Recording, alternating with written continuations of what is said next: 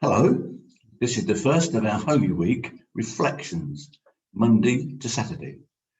Holy Week, the week prior to Easter Sunday, in which the Church remembers the death and resurrection of Christ.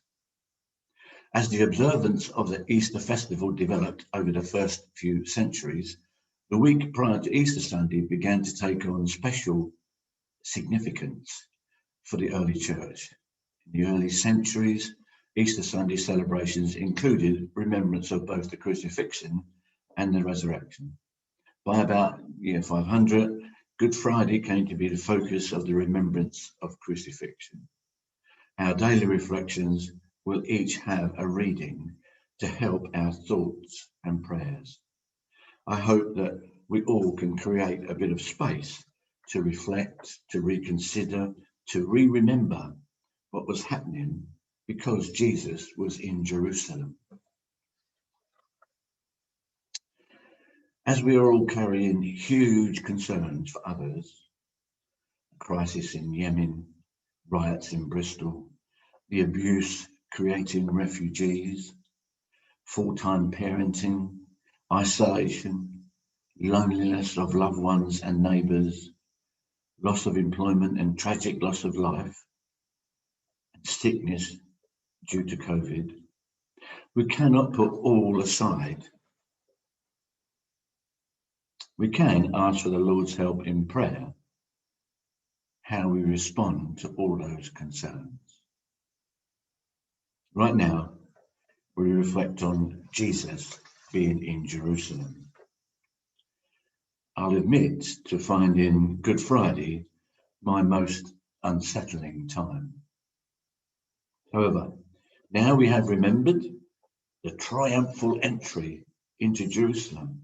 What a fantastic display of humanity. Jesus on the crest of a wave of cheering, welcoming on Sunday. And today, Jesus was already busy cleansing the temple. But now he heads down and back up the Kidron Valley to Bethany. We read from John chapter 12, verses 1 to 11. John 12, 1 to 11. It was 6 days before the Passover feast. Jesus arrived at Bethany, where Lazarus lived. Lazarus was the one Jesus had raised from the dead. A dinner was given at Bethany to honor Jesus. Martha served the food. Lazarus was among those at the table with Jesus. Then Mary took about a pint of pure nard. It was an expensive perfume. She poured it on Jesus' feet and wiped them with her hair. The house was filled with the sweet smell of the perfume. But Judas Iscariot didn't like what Mary did. He was one of Jesus' disciples. Later, he was going to hand Jesus over to his enemies. And Judas said, "Why wasn't this perfume sold? Why wasn't the money given to poor people? It's worth a year's pay." He didn't say this because he cared about the poor. He said it because he was a thief. Judas was in charge of the money bag he used to help himself to what was in it. "Leave her alone," Jesus replied. "The perfume was meant for the day I am buried. You will always have the poor among you, but you won't always have me." Meanwhile, a large crowd of Jews found out that Jesus was there. So they came. They did not come only because of Jesus. They also came to see Lazarus.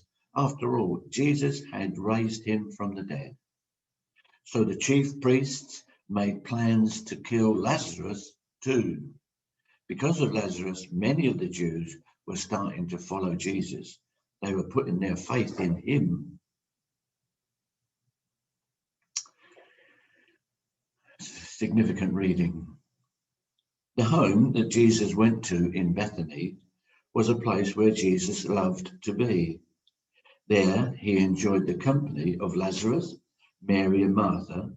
He, of course, was in danger, having just come from nearby Jerusalem, where the headquarters for all the forces that were arrayed against him were planning what to do about Jesus. In spite of the many who were opposed to Jesus, there were still a few hearts which beat true to him. Lazarus was one of those reclined at the table while Martha served. We are not told what Nazareth told his neighbours about his experiences when he was raised by Jesus, but we do know letting our neighbours know how Jesus has affected me or you is good news. Don't deign to tell others what to do. Instead, tell them how having Jesus in your life has affected yourself.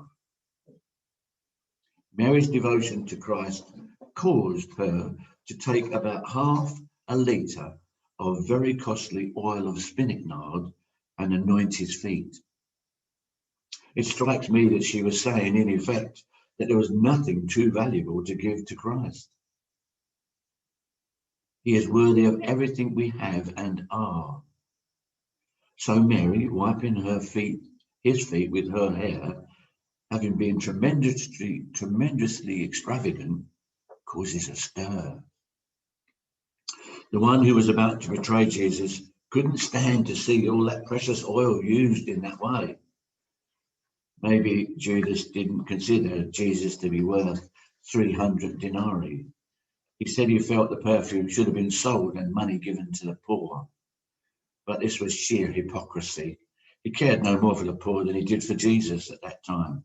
He was about to betray him, not for 300 denarii, but for 30. I find it difficult to imagine Judas being a disciple for 3 years, seeing the miracles, being blessed by Jesus, being counted an apostle, and yet prove rotten at heart. Rotten at heart in the end. All this at first sight appears incredible, impossible. How could he have been a disciple for 3 years? Yet this Judas shows plainly, having known Jesus, how far from God we could fall.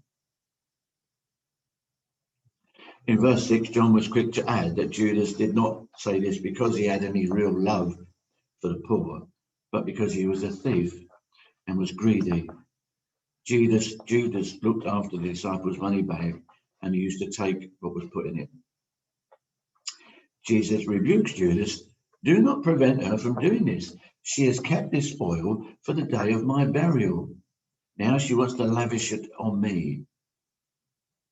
In an act of affection and worship, she should be permitted to do so.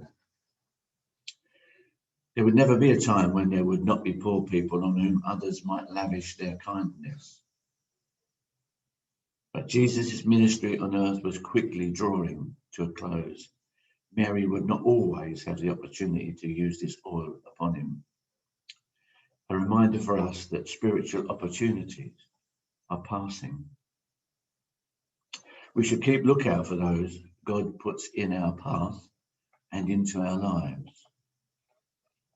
Jesus was near Jerusalem. It was no longer possible to keep his presence secret.